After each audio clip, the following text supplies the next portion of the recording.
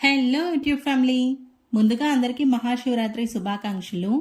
అసలు ఈ మహాశివరాత్రి మనకి ఎప్పుడు వస్తుంది అంటే ఫాల్గుణ మాసంలో కృష్ణపక్ష చతుర్దశి రోజు వస్తుంది, అమావాస్యకి ముందు రోజున.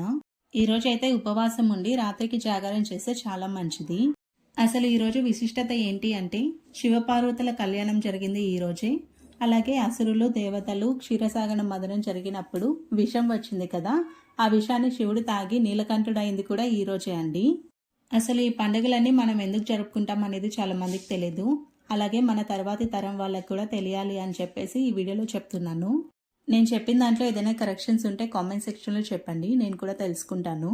ఇక వీడియో విషయానికి వస్తే ఈరోజు మహాశివరాత్రి కాబట్టి నేను ఉదయాన్నే లేచి తలంటి స్నానం చేసి దేవుడికి పూజ అయితే చేస్తున్నాను.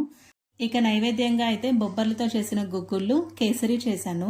వాటిని దేవుడి దగ్గర నైవేద్యంగా పెట్టి టెంకాయ కొట్టి హారతిచ్చి, అలాగే గడపకి సూర్యునికి కూడా హారతిచ్చేసాను. ఇంట్లో అందరికి కూడా హారతిచ్చి నేను కూడా దండం పెట్టుకుంటున్నాను. మా పూజ అయితే ఇలా జరిగిందండి. మీరు ఎలా చేసుకున్నారో కూడా కామెంట్ చేయండి. Thank you for watching.